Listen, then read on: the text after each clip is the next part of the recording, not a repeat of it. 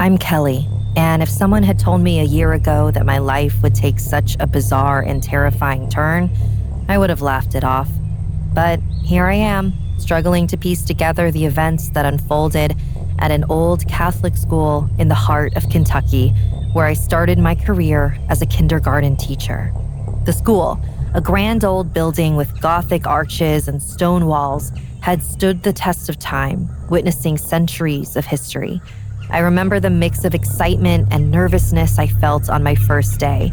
It felt like Hogwarts. But as I walked through its dark halls, unaware of the dark secrets it harbored, I felt a sense of unease. My arrival at the school came after a series of personal struggles. I had recently lost my beloved uncle under strange circumstances. He was a paranormal investigator, passionate about uncovering the truth behind unexplained phenomena.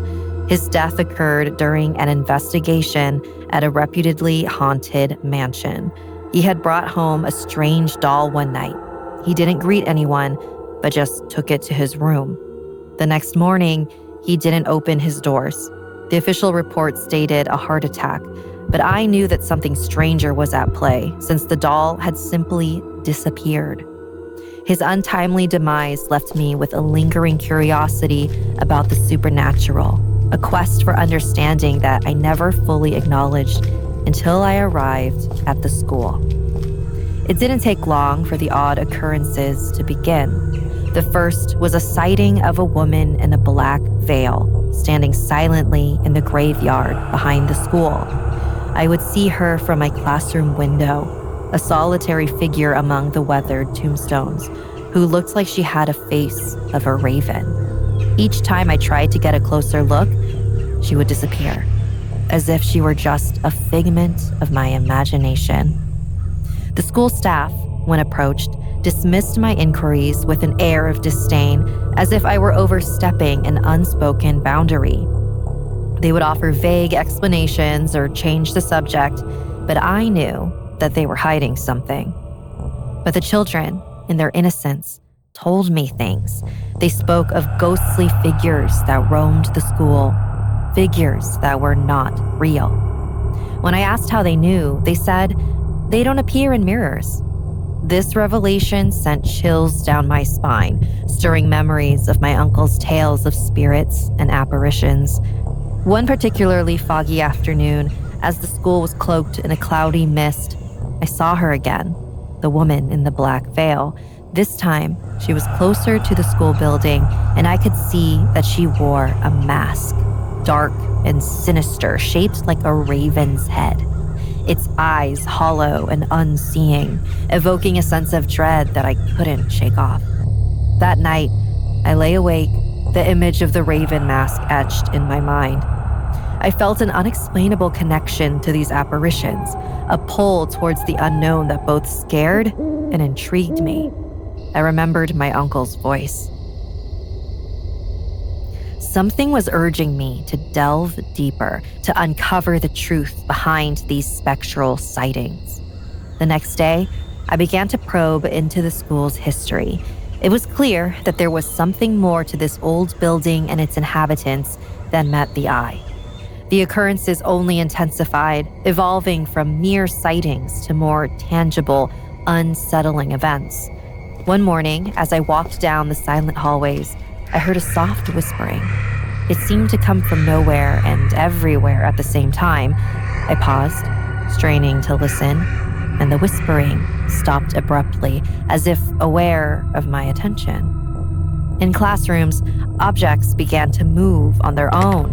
Books would fall off shelves without reason, and windows would open and close, as if manipulated by unseen hands. That night, while wandering the dimly lit corridors after school hours, I stumbled upon something interesting. Mrs. Nunes, an English teacher who had been at the school for over 30 years, was huddled in a secluded corner, a lit cigarette between her fingers. Smoking was strictly prohibited on school grounds, a rule that, if broken, could easily lead to dismissal. Seizing the opportunity, I approached Mrs. Nunes. Her eyes widened in shock and fear as I caught her in the act. I knew I had leverage now, and I used it. In a hushed tone, I demanded to know more about the veiled woman and the strange occurrences around the school. Reluctantly, and with a hint of fear in her eyes, Mrs. Nunes began to reveal the school's grim history. The school, she explained in a trembling voice, was built on ancient native indigenous graveyard. This revelation sent a shiver down my spine. She spoke of the land's history, tainted with violence and massacres. In the 18th century, this area was a battleground between many different Native American tribes, steeped in bloodshed and sorrow. There were ancient practices, spells, and a form of dark magic that the tribe supposedly practiced to grant passage to their dead. And then the settlers came and built this church here while driving away all the tribes, if not killing them. As she spoke, the air around us seemed to grow colder, the shadows deeper. This mask, she explained, was no ordinary artifact. It was a symbol of great power and fear among the tribes. Wearing the mask during rituals was believed to grant the wearer the ability to communicate with spirits, to seek their guidance or appease their anger. But it was also a harbinger of doom, a sign that the veil between the living and the dead had been breached. The more Mrs. Nunes revealed, the more the pieces began to fall into place. The woman in the black veil, the unexplained noises, the fleeting shadows, they were all connected to the school's tragic past, echoes of a time steeped in blood and mysticism. That night, as I lay in bed, my mind raced with information I had gathered. The school's foundation on an ancient graveyard, the history of violence, the rituals involving the Black Raven mask. It all painted a picture of a place haunted not just by ghosts, but by a legacy of pain and suffering. Determined to uncover the full extent of this legacy, I decided to visit the school library the next day, to scour old records and delve into the history that Mrs. Nunes had hinted at. There was a restricted section that was only accessible to the sisters of the church. The notion that the school was built on an ancient native indigenous graveyard was not just unsettling, but also ignited a thirst for knowledge about the land's dark history, and I wanted to know more about it. What I didn't know was that this decision would lead me to a chilling discovery, one that would change everything I thought I knew about the school. The school, with its Gothic architecture and stone walls, was not just a place of learning. It was a monument built upon a foundation of ancient pain and suffering. The library was a treasure trove of old records and forgotten lore. Dusty books and aged manuscripts filled its shelves, each holding secrets waiting to be discovered. As I scoured through the records, my eyes fell upon old newspaper clippings and diaries that spoke of the land's history. There were accounts of the battles fought, the lives lost, and the rituals performed. One particular diary caught my attention. It belonged to a teacher who had worked at the school in the early 1900s. Her entries were filled with observations and anecdotes about the school, but as the days progressed, her writings took on a more ominous tone. She wrote of strange occurrences, unexplained incidents that mirrored what I was experiencing. Her final entries were frantic, filled with fear, as she described seeing figures in black veils and hearing whispers in the dead of night. The more I read, the more I realized that the school's history was steeped in supernatural occurrences, a cycle of hauntings and unexplained events that had persisted for centuries. The connection to the Black Raven mask, a symbol so deeply entwined with the land's history, was undeniable. That night, as I left the library, the halls of the school seemed more foreboding than ever. The shadows appeared to stretch and twist in unnatural ways, and the silence was heavy with secrets yet to be uncovered. I knew then that my journey into the school's past was far from over. There were more secrets to unearth, more connections to make, and I was determined to bring them all to light. In the following days, the school transformed in my eyes. It was no longer just an old building with a storied past. It had become a nexus of unexplained phenomena and spectral mysteries. The children's tales of people who aren't real, and the history Mrs. Nunes revealed about the land on which the school stood set the stage for a deepening of the hauntings. Driven by a mix of fear and determination, I decided to investigate further. I dove into the old records of the school library again and wondered if they might hold more clues. As I sifted through dusty notebooks and ancient registers, a faint, cold breeze brushed past me despite the closed windows. I felt a presence, almost as if a spirit was guiding me. My hand stopped on a particularly old ledger. It was a record of the school's staff, dating back decades. What I found in those yellow pages was chilling. There was a log of the names of the teachers dating back to the 1940s. Along their names were their addresses, ages, marital statuses, and some more information. But then I noticed that every few years, there were some female teachers with the symbol X marked against their names. It was exactly what it looked like. There was a pattern of teachers disappearing from the school, their tenure ending abruptly with no explanation. These disappearances stretched back as far as the ledger did. They were all in their 20s, unmarried, came from different towns and cities, and were living alone. As I delved deeper, a reference caught my eye, a mention of a black raven mask. It was a brief note in the margin of a page, but it stood out starkly. The note was linked to one of the teacher's disappearances, suggesting a connection I could not ignore. The more I uncovered, the more the pieces of the puzzle began to fit together. The school's troubled past, the indigenous graveyard it was built upon, the ghostly figures, the unexplained disappearances, and now the black raven mask. They were all connected in a tapestry of mystery and darkness. I played the day's discoveries in my mind as I cooked my dinner that night. The whispers in the hallways, the guiding spirit in the library, the haunting pattern of missing teachers. It was as if the school itself was trying to communicate with me, to reveal its secrets. But with every answer came more questions. What was the significance of the black raven mask? How was it connected to the disappearances of the teachers? And most importantly, what did it all mean for me? The following day, I returned to the library, determined to find more answers. The air felt heavier this time, charged with an energy that was both terrifying and exhilarating. I somehow had a gut feeling that I was on the brink of a discovery, one that would uncover the truth behind the hauntings and perhaps bring peace to the restless spirits that roamed the school. And that's when I saw it again. A woman in a black veil standing in the library, wearing a raven mask and still as air. I stood paralyzed, chills down my spine, heart raging through my chest. But then I realized it wasn't harming me. It was just looking at me. I opened my mouth to say something, and as if it sensed, it moved suddenly. It floated in the air and slowly started heading towards the library door. My journey into the heart of the school's mystery took a dramatic turn. I decided to follow the veiled raven mask woman. This time, I wasn't as scared, more determined to uncover her identity and her connection to the school's haunted past.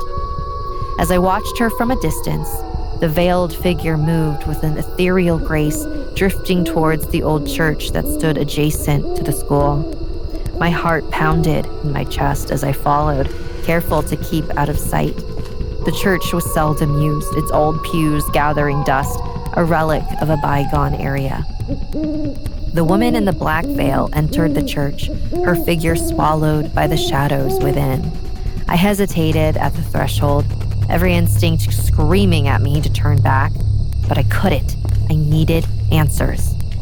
Inside, the church was shrouded in darkness, the only light filtering through the stained glass windows, casting colorful yet eerie patterns on the stone floor. I followed the woman down the central aisle, my footsteps echoing in the silent space. Then, she vanished before my eyes, as if melting into the shadows. In her place, I noticed a section of the floor that seemed different from the rest. It was a trapdoor, cleverly concealed.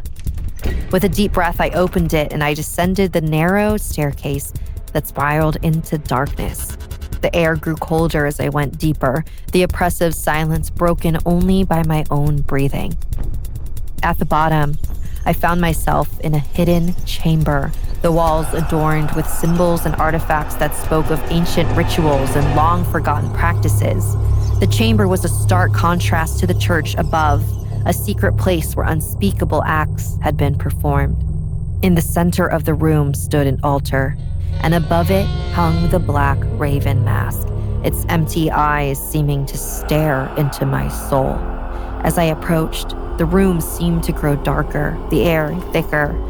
I felt a presence, a malevolent force that had been awakened by my intrusion. It was then that the horrifying truth dawned on me. The ghostly occurrences, the whispers, the guiding spirit in the library, they were not just hauntings, but warnings. The school, built upon a land steeped in blood and darkness, had become the site of a ritual that spanned centuries, a ritual that demanded a sacrifice. I realized with a sickening jolt that I was to be the next sacrificial lamb. The teachers who had vanished over the years had been part of this twisted tradition, sacrifices made to appease the disturbed spirits of the graveyard. Age in the 20s, single, came from different towns or cities. I fit the criteria perfectly. But there was more. As I looked around the chamber, I understood that the ritual had evolved over time into something far more sinister. The original intent, to honor and appease the spirits, had been corrupted, twisted into a dark practice that served only to feed the malevolent entity that now resided in this place. The revelation shook me to my core. I was standing in the heart of darkness, a place where the boundary between the living and the dead was blurred. The black raven mask, a symbol of communication with the spirits, had become a tool for a dark practice. I knew I had to escape, to get out of this chamber and away from the school, but as I turned to leave, I felt the presence grow stronger, a dark force that didn't want to let me go. I was in a fight for my life, a fight against an ancient evil that had claimed this land and its people for centuries. The realization that I was meant to be the next victim in a centuries-old ritual of sacrifice sent a wave of terror through me. The hidden chamber beneath the church, with its sinister symbols and the ominous black raven mask, felt like a tomb. I knew I had to escape somehow to avoid the fate that had befallen so many before me. As I turned to leave, the chamber seemed to react. The air grew colder and the shadows lengthened, twisting into shapes that resembled human forms. Whispers filled the room, a cacophony of voices speaking in a language I couldn't understand. The words were strange, yet they exuded darkness. Then, the old staff of the school entered the chamber one by one, including a scared, ashamed Mrs. Nunes, whom I now realized were protectors of this dark ritual. Their eyes were devoid of warmth, their expressions twisted into sinister smiles. They began to chant in the same eerie language, moving towards me with a purpose that chilled my blood. In a moment of pure instinct, I grabbed the black raven mask from the altar. Its touch sent a jolt of energy through me, a power that felt both ancient and terrifying. Holding the mask, I felt a strange sense of empowerment, as if it connected me to the very spirits it was meant to appease. The staff continued their advance, chanting louder, their words echoing off the stone walls. But I stood my ground, holding the mask in front of me like a shield. The chamber seemed to pulsate with energy, the air vibrating with the power of the ritual. Then, in a moment of desperation, I did the unthinkable. I put on the mask. The world around me transformed instantly. The chamber faded away, and I was standing in a different realm for some seconds, a place between the living and the dead. The spirits of the graveyard, the victims of the land's bloody history, surrounded me. They whispered to me, their voices a mixture of sorrow and rage. It could have very well been a hallucination, but I suddenly felt powerful. like I had the support of all of these spirits with me. With the spirit's guidance, I channeled the energy of the mask, turning it against the staff. The chamber reappeared, but now the staff halted their advance, their expressions turning from malevolence to fear. The power of the mask, combined with the spirit's energy, was overwhelming them. In a final act of defiance, I tore off the mask and hurled it at the altar. A blinding light filled the room as soon as it touched, and the chanting stopped abruptly. The staff held their heads and closed their eyes, while the screams from an unknown presence filled the room. That was the window which I needed. I fled the chamber, running through the corridors of the church and out into the night. I kept running till my legs gave up, crying and panting. The school loomed behind me, its windows dark, its secrets laid bare. I knew I couldn't stay. I had to leave this place to escape the darkness that had almost claimed me. As I reached the safety of the street, I looked back one last time. The school was quiet, its haunted history a silent witness to the night's events. I had survived, but the memories of what I had experienced would stay with me forever. I promised myself that I would tell my story, that the world would know about the horrors that lay hidden beneath that old Catholic school in Kentucky. The spirits, I hoped, had found some measure of peace, their stories finally brought to light. As I walked away, the first light of dawn began to break over the horizon, signaling a new beginning. The nightmare was over, but its echoes would resonate in the halls of the school for years to come.